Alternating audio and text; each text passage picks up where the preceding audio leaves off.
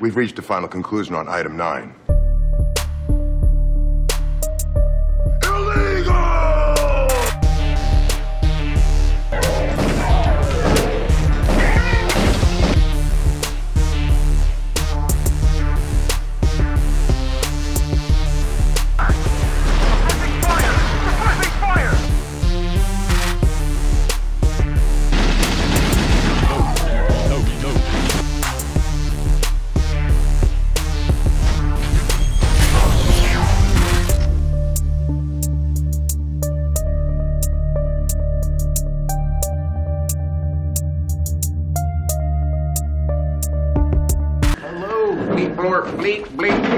Can you guys understand me?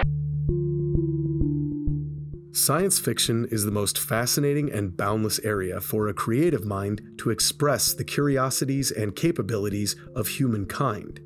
It's a genre of fiction with nearly limitless potential, and over so many decades, many brilliant and oftentimes manic people have offered their take on the genus. From the cheesy yet surprisingly poignant movies of the 1950s to Frank Herbert's extensive Dune saga originating in the early 1960s, Star Wars and Alien in the 70s, onto the fantastically campy flicks of the 1980s like Flash Gordon. Science fiction is a long, deep, winding rabbit hole that I could never cover in a brief intro. And, wouldn't you know it, the very first computer game ever made, 1962's Space War, was based on combat beyond the reaches of the Kármán line. In the early 1990s, once fledgling game developer and arcade icon Atari was struggling and on the brink of financial collapse. The company was bleeding employees to Electronic Arts and needed a hit game to keep the boat afloat. Video game designer Ed Logg, known for his work on legendary games like Asteroids, Centipede, and Gauntlet, was tasked with creating a new light gun shooter for Atari. During work on a game called Bounty Hunter, Logg left for EA. Desperate, Atari contracted outside developer Mesa Logic to finish the game.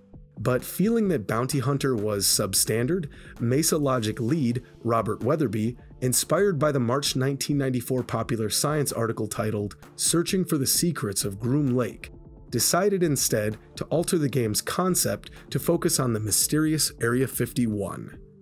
Also, the article below that one speculates that one day we may have a wireless phone that works everywhere. As if.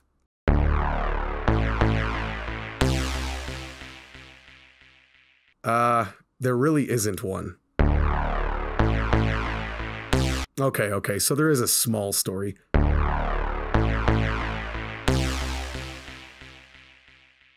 You gotta remember, Area 51 was developed for the sole purpose of getting quarters pumped into it, not for sleeping the crowd with diegesis. You play as an unnamed member of STAR, Special Tactical Advanced Alien Response, sent into Area 51 to activate a self-destruct nuclear device to wipe out the zombie soldiers and the aliens. No kidding this time, that's it. Come on! Stay low!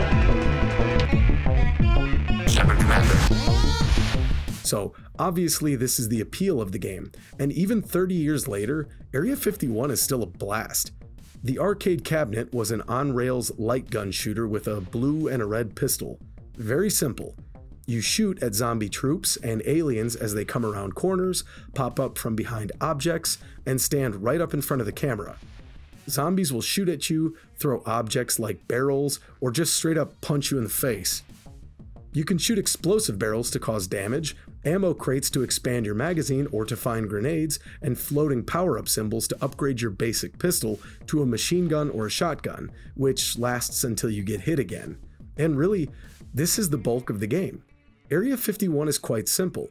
It lacks the crouch paddle from Time Crisis, and doesn't go off on branching pathways like House of the Dead would. But I had a great time simply blasting away at the colorful monsters, and laughing at the heavily muscled dudes and heavy-chested lady running around with zero tactics. For this video, I played the PS1 port, since I already owned the disc and could emulate it with DuckStation.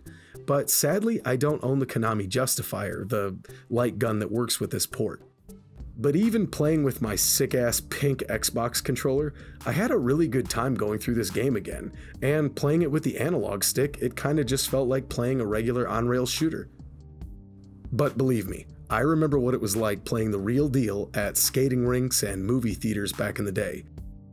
I remember being a little kid, watching people smoking butts at the cabinets and finally getting my turn, only to get the pizza grease covered plastic pistol for the few minutes I could last in the game. And because I sucked and was poor, I never actually finished Area 51 until doing this review.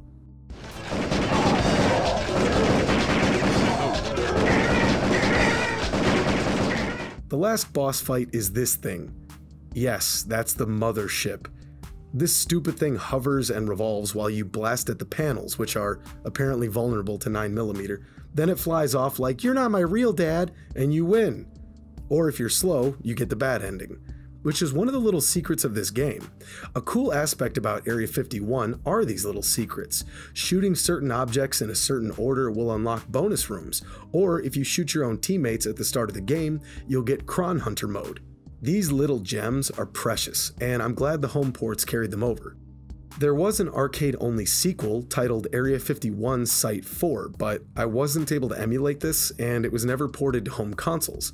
It looks awesome, and I wish I could play it, but I never have, so unfortunately I can't really comment on it. If you played it, what did you think? Seriously, I'm not fishing for engagement, I honestly want to know. You could also get Area 51 on the Sega Saturn, which had a wider array of accepted light gun peripherals, but was worse visually. Speaking of which,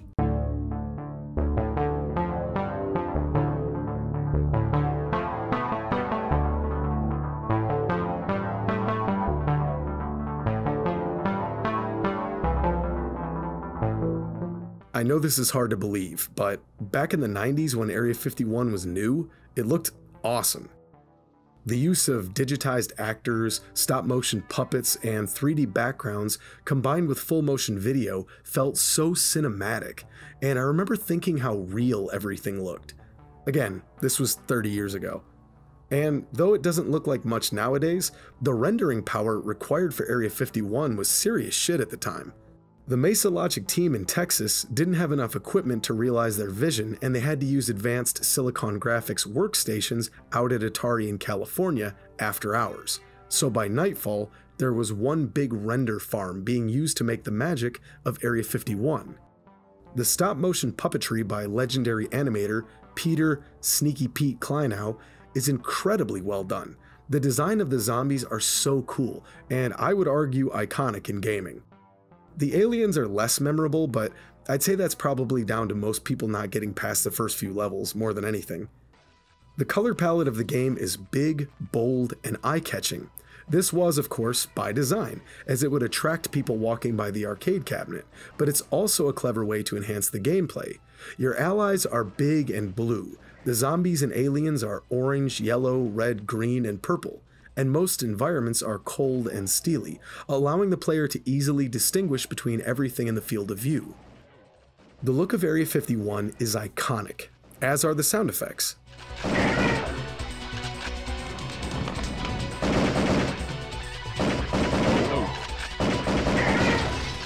A very early but very vivid memory of my life is walking by the Area 51 arcade cabinet and hearing the sounds of the game.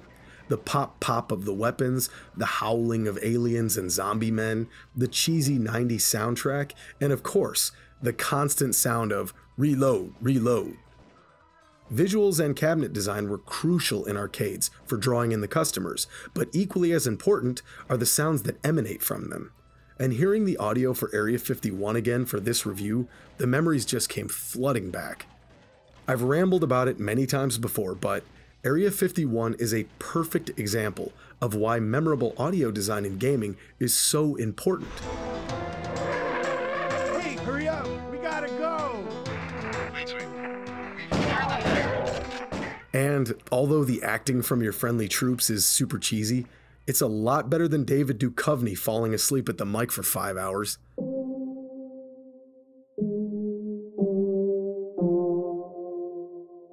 Hey, look at that.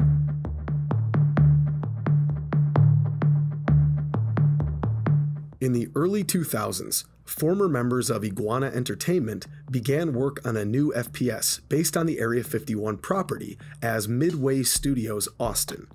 If Iguana Entertainment sounds familiar, these are the people behind the Turok franchise, so Midway Studios Austin had some very talented people on board. By 2005, the arcade scene was quickly being phased out by the advancement in home console technology. Bolstered by the massive success of Halo and Halo 2, Midway went all in on the new Area 51, spending big money on the acting talents of David Duchovny, Marilyn Manson, and a genuine legend, Powers Booth.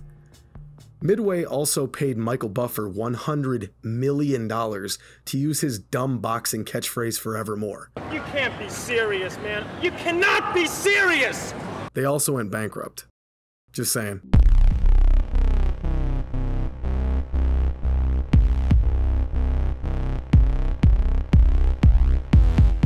The story in this version of Area 51 is actually surprisingly good. It's not going to blow your mind or anything, but I'm a huge sucker for anything government, alien, secret base, conspiracy theory, yada yada. And I loved the X-Files back in the day. Thankfully, Midway leaned into these concepts. The UFO that crashed in Roswell, New Mexico in the late 40s contained an alien known as a Gray on board. Edgar, voiced by Marilyn Manson, was able to initiate communication between the mysterious Illuminati and the Greys. A research base deep underground at Area 51 was manufactured by the Illuminati for the Greys to carry out their brutal experimentation on human subjects. In return, the Greys would share their technology with the Illuminati. The Greys wanted to develop a mutagen to fight a war on their home planet, and thus developed the Theta, an alien capable of spreading this virus. A scientist at the base, Dr. Cray, discovered that the Greys and the Illuminati were conspiring to unleash the Theta on the population of Earth as well, and attempted to sabotage the base by releasing the Theta. A quick reaction force was sent in to contain the situation, and this is where your character, Ethan Cole, voiced by David Duchovny, is introduced. Throughout the game, we see the most generic protagonist in history, our hero, Ethan, is helped along in his journey by Dr. Cray and by Edgar, the OG alien, who has the ability to temporarily possess corpses to exposit a bunch of cryptic, pretentious dialogue, something Marilyn Manson must have loved. So the difference between Rick and the governor, because the governor did have his small community locked down and more of a... Oh my god, dude. It's a show about zombies, Jesus Christ.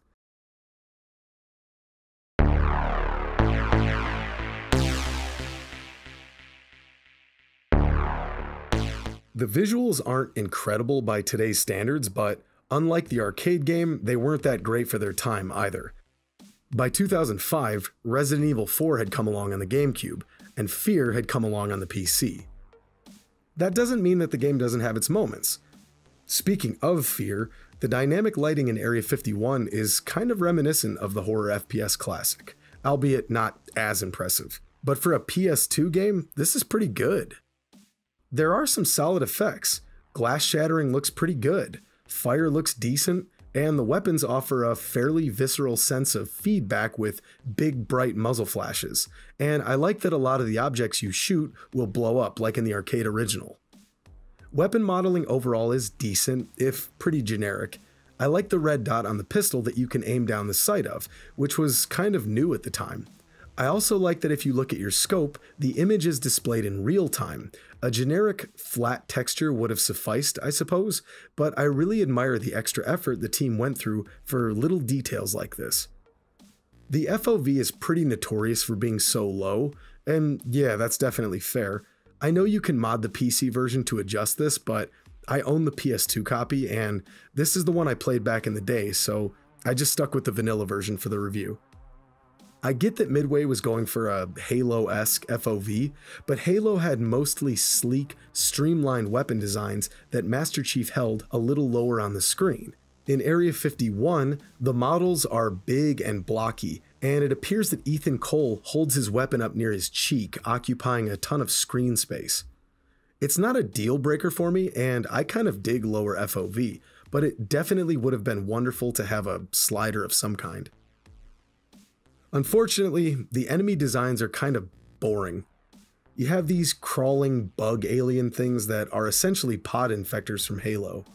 You have some bigger enemies that look pretty cool, but the regular humanoid alien soldiers that you battle against for the majority of the game are just kind of unimaginative. They look like a laser tag league and play like any old FPS trooper. I have to say, I really appreciate that Midway kept the classic, big-headed, big-eyed, genderless design for the Greys instead of trying to reinvent the wheel. They're instantly recognizable, and it felt special coming across these things in the late game sections. Some bits across the game were wise to incorporate the other classic imagery that you would associate with the subject matter, like the old-school flying saucer design for the UFOs. Given the plot about technology and experimentation, it makes sense that most environments take place in symmetrical laboratories with a drab color palette. But thankfully there is a nice variety of purples, blues, greens, and variations therein that give your surroundings a bit of life.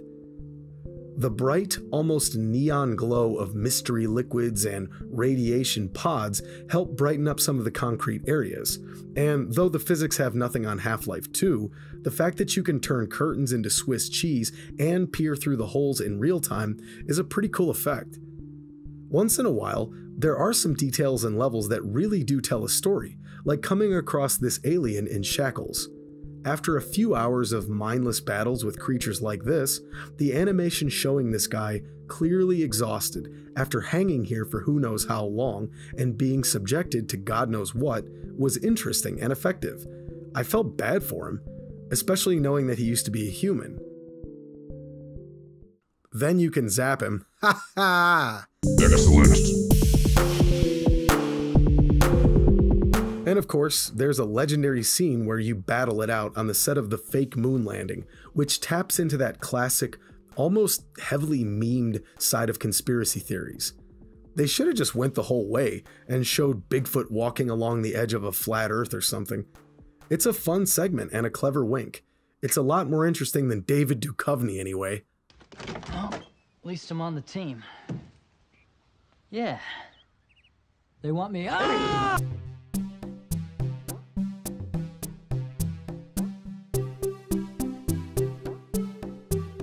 Alright, I don't want to dwell on it forever, but the audio in Area 51 is sort of, yeah, it's okay.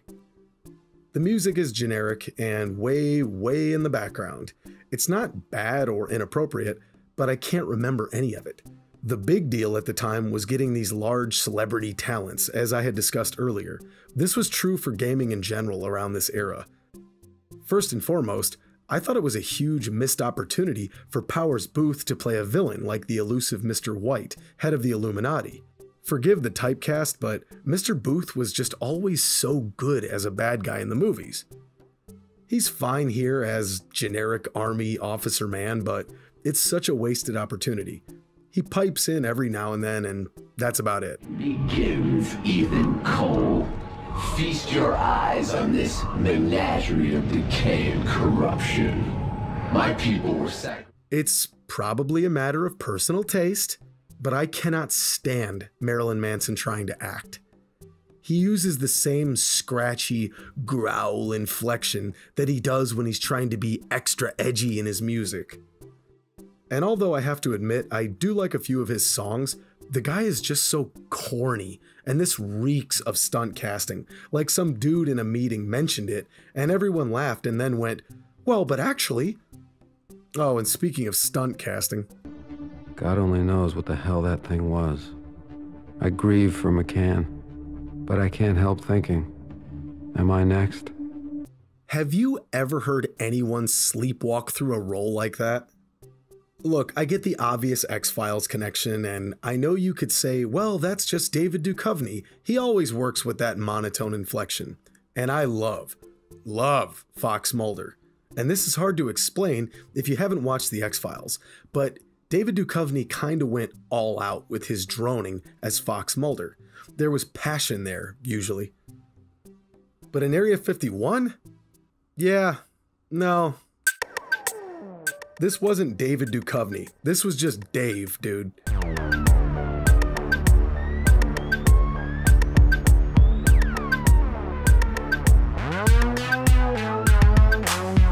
Area 51 is pretty much a standard shooter for its day. The combat is totally serviceable. The weapon selection is pretty much the standard semi-automatic pistol, machine gun, shotgun, sniper rifle rotation, with a few alien weapons thrown in. Each firearm has a secondary mode, whether it's peering into the scope or firing both shotgun barrels at once, which is extra devastating when you dual wield them, by the way. I don't know if I've ever seen a side-by-side Spaz 12, but hey, 4 barrels at once is awesome in a video game. So yeah, midway through in dual wielding. It's cool, and hey look, I go back to the original GoldenEye 007, so dual wielding video game weapons is in my blood.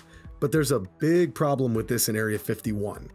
You automatically equip another submachine gun or a shotgun when you run over them, and you can't unequip the second one once you have it. You have to expend all the ammo first to drop the second weapon. I liked sighting in my SMP with the green scope to take precise shots, so being forced to run around with 2 of them most of the game got really annoying really quickly. Oh well. There isn't a lot of variety in objectives either. Almost every mission involves some variation of find the thing, push the button, secure the area, or find the thing, push the button, and then secure the area.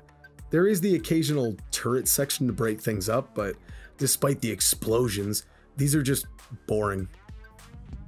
There are these quirky and self-aware moments where the game has a bit of a laugh, such as using this spare head lying around to bypass a retinal lock. These are darkly humorous and fit perfectly within the tone of this game. I just wish there had been more battles in creative areas like the set of the moon landing. Oh, and Ethan can scan stuff like Samus in Metroid Prime. It unlocks bonus cutscenes and whatnot in the main menu. To be fair, the bonus cutscenes are actually pretty good and give you a lot more backstory, but the actual act of scanning the objects is about as fun as sitting in traffic. It stinks. A big hook of the game is that early in the story, Ethan gets bitten by a zombie alien creature thing and is infected with a mutagen. This grants the player increased movement speed, a powerful melee attack, the ability to launch parasites to replenish your health, and the ability to fire off a contagion that turns an enemy hostile to his buddies for a short period of time. So look, I get what they were going for here, but overall, this is super underwhelming.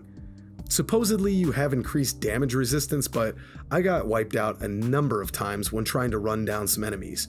They say you have increased movement speed, but Ethan still runs at a rather human-like jog. The concept is awesome, and I love a good old infection storyline, like with Nathan Hale in Resistance 2. But in Area 51, the juice never really felt worth the squeeze, and I prefer just using plain old ammo. One last thing, the boss battles are your standard small arena fights. Run around and blast until you win. It's nothing bad, it's just nothing really thrilling or inventive. Oh, and the last boss fight, I wish I was kidding, is a giant ball. A ball. Wow.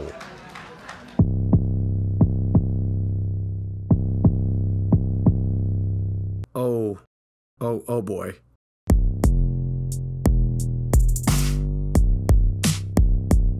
Released in November of 2007, BlackSite Area 51 is a sort of kind of sequel to the 2005 game, but it's nothing, really nothing, like that game, outside of being an FPS. BlackSite is a product of its time. Oh man, is it ever. All the tropes of the day are present. Regenerating health, hit markers, ADS, a 4-hour campaign, controls mapped almost identically to Call of Duty, finding dossiers, planting the thing on the thing, basic squad commands, the calm, cool guy, the gruff, belligerent meathead guy. The only things missing are a grenade indicator and a sprint button.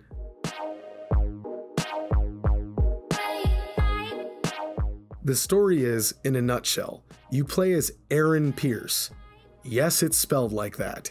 People that spell names like that collect Mancala stones and don't shave their butt cracks.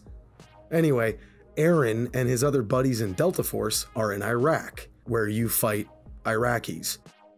No, not Iraqi aliens, Iraqis.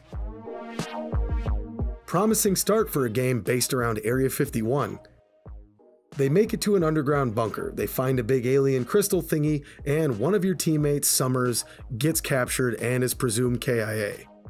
Flash ahead to the rest of the game taking place in Nevada. There's an armed militia up to no good, and they start making trouble in the neighborhood, specifically near the town of Rachel, Nevada. Aaron and his squad are sent in to quell the trouble, and OMG, Summers is alive, well, sort of. It turns out there's a thing called Project Reborn, where the US government is making disposable super soldiers called the Reborn, alien-human hybrids. They were capturing military members, illegal immigrants, and bums. Isn't it ironic that illegal immigrants were being captured and turned into aliens? Haha.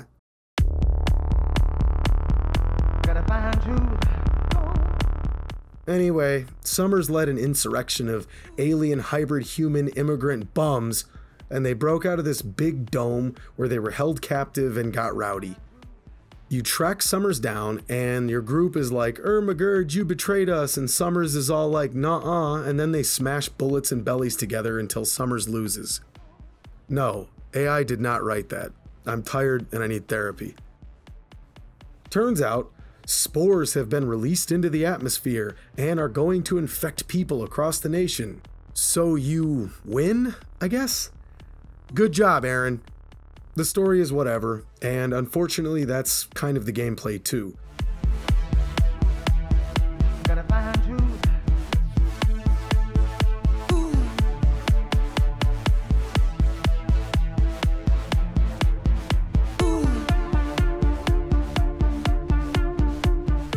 I gotta say, this is the first time I've ever played BlackSite, and all I've heard for years and years is how bad it is. Let me be clear, the gameplay is not good, but it's not that bad. Like I said, it's whatever. I mentioned all the tropes from around this time, and if you played any military FPS of the day, it's pretty much the exact same thing plus the occasional monster. I just want to take a break here to mention once more that Midway gave Michael Buffer $100 million to say 5 words, and then they went bankrupt. It's just that everything here has been done better in other games. Aaron can command his squad to do basic breaches a la Rainbow Six, but you can't select the type of breach or anything, and the game even references this with a character asking if these guys have ever just tried opening doors. Which was funny, by the way. It's just done to look tactical.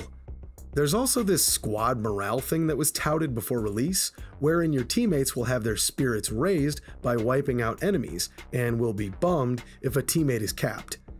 Allegedly, this improves or decreases your team's performance in battle, but it means nothing. It's just another thing on your screen to make you drool when the bell rings. And the AI is as dumb as they come, blind firing pistols from 50 yards out, getting in your way and getting themselves downed regularly.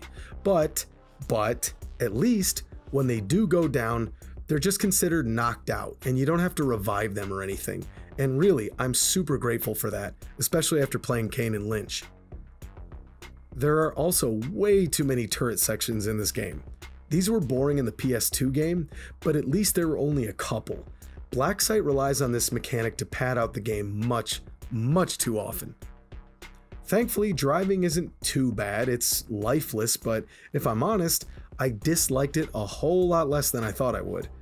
The thing I didn't appreciate though, is that this stupid section was so obviously included just to advertise the Dodge Nitro. As if any of the 15 people that bought this at launch were compelled to buy a Dodge after playing it. Christ. This is a Dodge.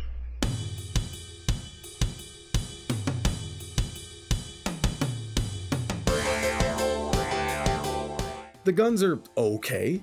The M4 carbine is your go-to and it gets the most use. The XM8 is your marksman rifle, and I do like the pressure-sensitive trigger for zooming in. That's kind of cool. And while there is a sharpshooter variant of the H&K XM8 in real life, it's odd that this was the game's designated sniper rifle.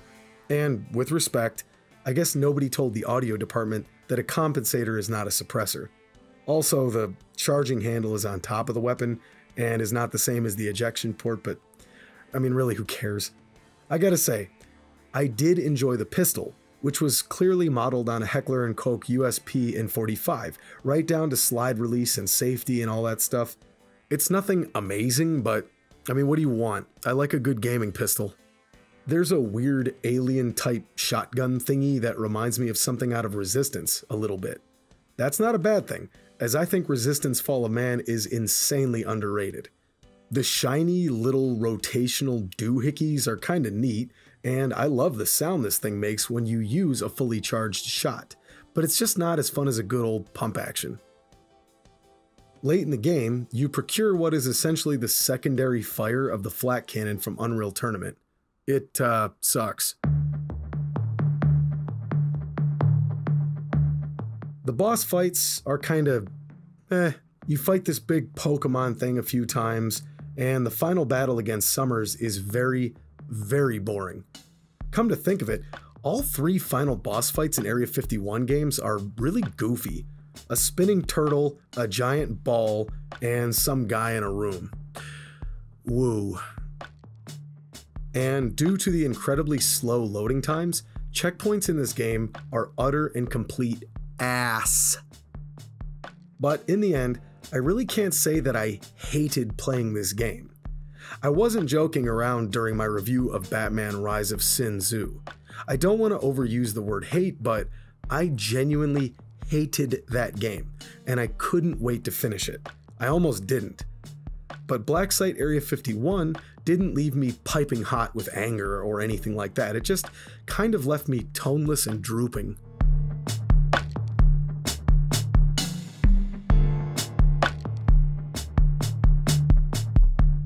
Have you ever seen a game that screams Unreal Engine 3 like this one?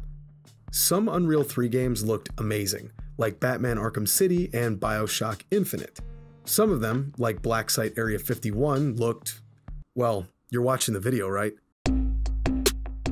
I cannot stand the smeared look and overpowering combination of bloom and motion blur. It's not a constant thing, and when you fight a few enemies, the game runs decently enough, but man, when the enemies and the effects start to add up, the game hobbles along bravely in the 10 to 15 FPS range. Texture pop-in is rampant, and this kind of stuff really pulls you out of the experience. And hey, look, I say again, I grew up playing GoldenEye 4-player split screen. I have a weird tolerance for this kind of thing. Evidently, the frame dips aren't as bad on PC, but I can't fathom spending more than $5 on a copy of BlackSite, so on console, the game runs rough at times. However, I really can't bash the studio for this. So, quick backstory. Harvey Smith, the lead designer on this game, is a video game legend. He was the lead designer on the first Deus Ex, one of the greatest video games of all time.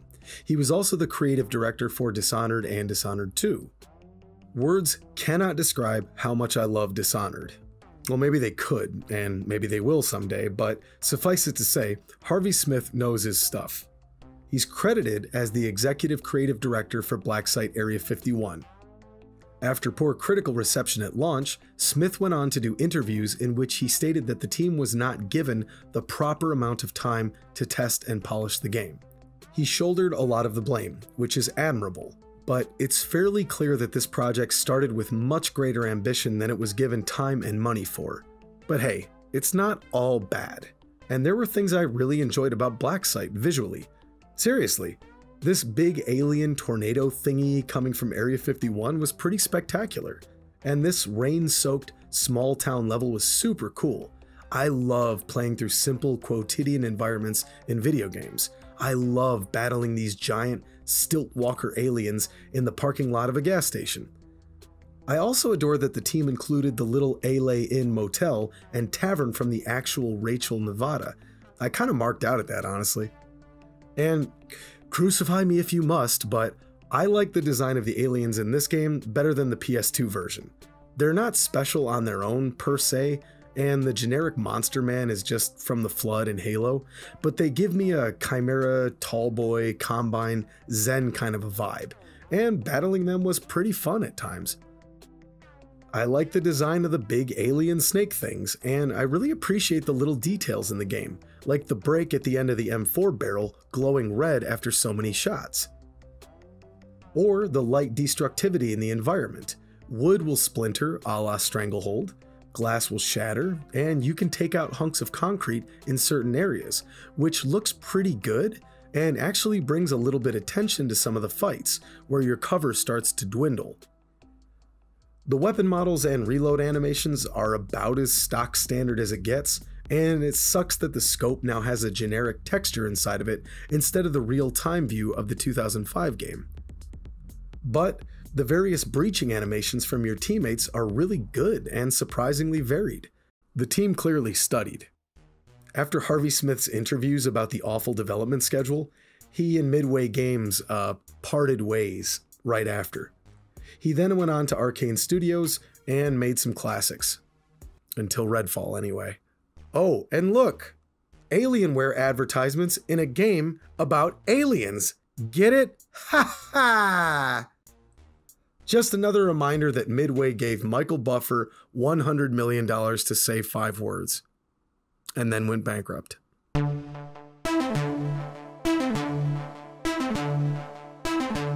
As far as audio design for BlackSite goes, there's not much to say. I literally cannot remember any music from this game at all.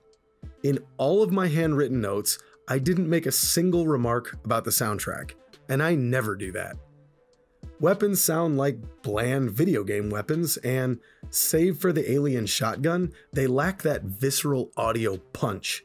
The vehicles you drive sound like B-hole, and the acting is so-so. I will say that sometimes the acting is surprisingly natural, and just kind of comes off like a few people having a conversation, instead of that annoying thespian grandstanding. Well, until Summers gets on his rant near the end of the game, but whatever. Blah, blah, blah, wah, wah, wah.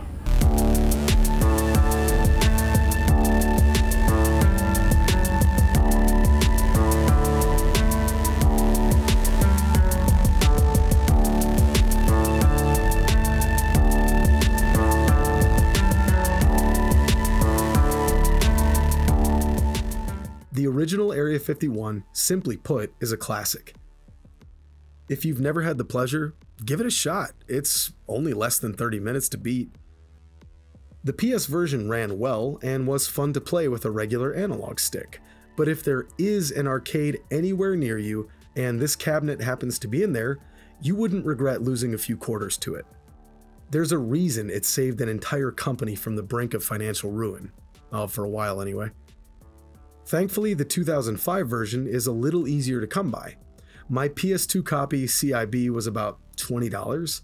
I got the PS2 version because I'm kind of collecting these things before they go away, but the Xbox version is cheaper and it runs fine, while the PC version can be found for free and has some decent mods going for it that cut down on the screen tearing, run in 4K, and let you change the FOV. The game's not quite as good as I remember it being, but it's still a really solid FPS with some fun alien imagery and some solid action to back it up. Definitely worth at least one playthrough for an FPS enthusiast. Aside from a development cycle that appears to have been significantly less than what the team needed to make this game shine, the thing that really held BlackSite Area 51 back was the fact that it was released at the tail end of 2007, which is, in my opinion, one of, if not the most significant year for the evolution of the modern day video game. Try playing this after BioShock, BlackSite kind of reminds me of those old PS1 Spec Ops games. Do you remember those? The ones that you could get at CVS for like $6? It's playable and even has a few highlights. It's just a shame that it was rushed out, and essentially, it killed Area 51 as a viable franchise. But hey, if the franchise is a corpse, maybe Marilyn Manson can talk through it.